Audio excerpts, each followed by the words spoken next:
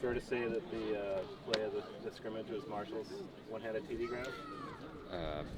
Ben, you're talking about Ben Marshalls? Yeah. Ben, sorry. Yeah, I think he didn't quite get in the end zone. He was down here in the low red, but that was a really nice play by him. You know, really good coverage. It was a nice ball by CJ, but to go up and get that and finish the play, because a lot of guys get their hand on it and they have it, but they can't complete it. That was what was impressive, completing it. So I'd like to see more and more of that from Ben. He's got talent. Just got to be more consistent. How would you assess the quarterback competition? Boy, I thought all three of them today had really good moments. You know, the tape will tell us the details, but very competitive. You know, very, very competitive. Do you have a desired timeline for naming a starting quarterback? As soon as possible, but you know, we're not gonna put a timeline on it and make a decision because of a date. We're gonna make the decision when it's right for the team, and I think all three of those guys are just getting better and better. So. Are you a little concerned about the ability to finish drives? I know that was one of the things you were looking for to put the ball in the end zone. Yeah. I haven't necessarily seen that much the last few days. Yeah. Obviously, we want to score touch. You know, the first half today, I thought the offense moved the ball pretty well. Got multiple first downs, and then down here we had a bad exchange. You know, or a penalty that took us out of, you know, or would put us behind the chains, and then we ended up having a kick. So I'd like to have seen us maybe stay on rhythm on first and second down a little bit better.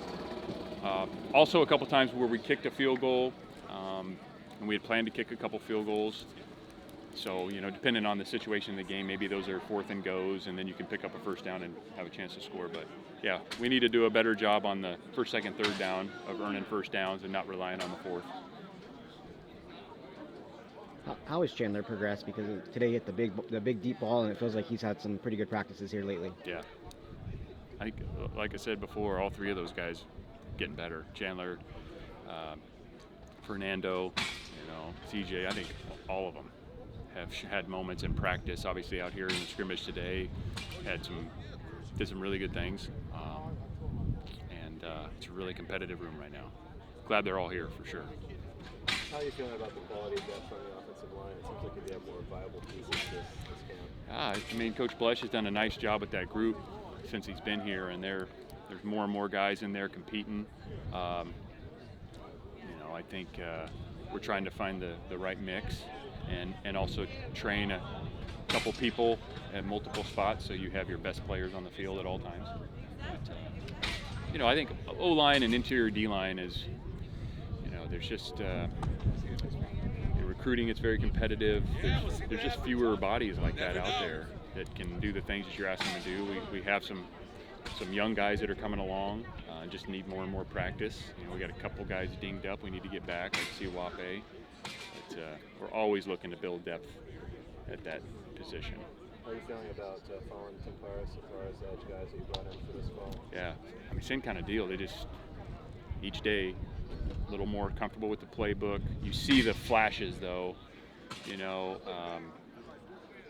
Sheck with his power and Serene with his athleticism. He made a really athletic play here on this fly sweep. But for both of them, it's, you know, consistency in what we're doing, alignment, assignment, technique, effort to the ball.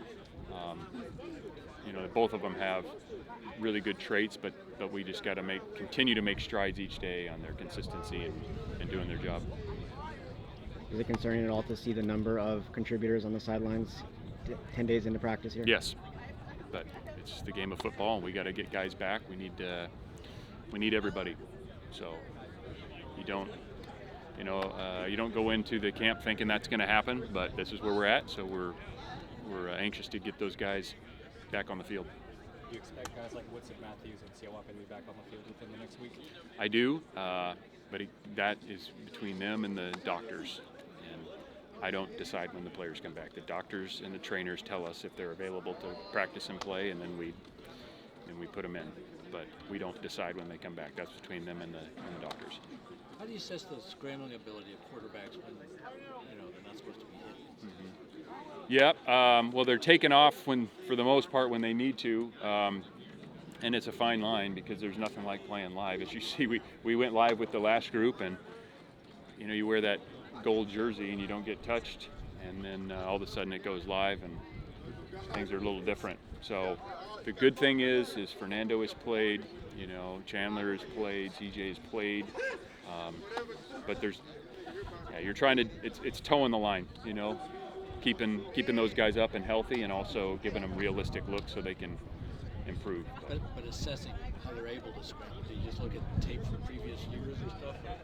Well, it's the feel in the pocket. It's when to go. It's when to hold the ball. It's when to get rid of the ball. When to get down. It's all that. And they're all, have varying levels of escapability and feel. So, you're looking for the instincts, and you want that to show up in practice, even though you might not be hitting them. But there's certainly rushers coming, and there's stuff happening in front of them. So the more we can get that, the better. What's the value? Wally had a nice touchdown run. Seems to be having a pretty solid camp. What are your thoughts on him? Yeah, he shows up in flashes. I think there's just, same deal. He's got just more consistency and knowing what to do, the techniques that Coach AT's working with him on. But he's big, and he got behind his pad. You saw over here he had a nice run down here. Maybe late in the scrimmage, and then at the very end he had another nice run. So, yeah, he's got some ability, but just young and learning a lot. Yep. How important is it to get EJ and Belai some looks here and some live reps? Well, you'd like to give everybody as many reps as you possibly can, but sometimes there's certain position groups where you might be a little deeper, and some where you might not be as deep, so you're managing that. We have deep quarterback room, and it was awesome for EJ to get out there. And EJ's really this last week has shown up 7-on-7, 1-on-1, just his ability to throw the ball, and got him into the scrimmage here and made a really nice throw on a third down over here. Same with Belai. Belai throws a really good ball. So it's nice getting those guys some more reps. I'm sure they want more, but right now we got some older guys in the room that we're trying to get ready to play, and towing that line of getting the right people the right reps at this point in time.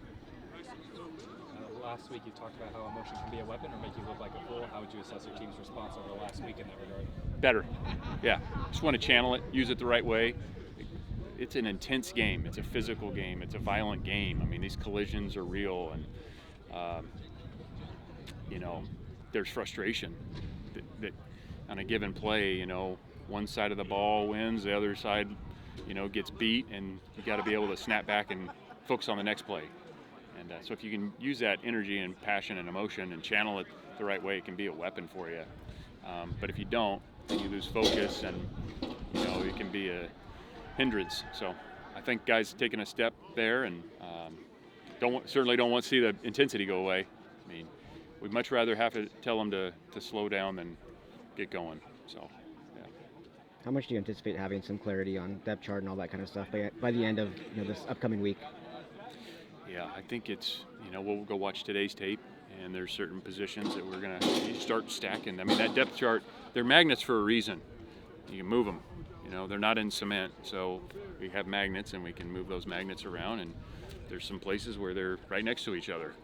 And so we'll go watch all this video and assess this past rack of practices, and look at what we need to do to prepare to move forward, and where the reps need to be allocated. But it's constant.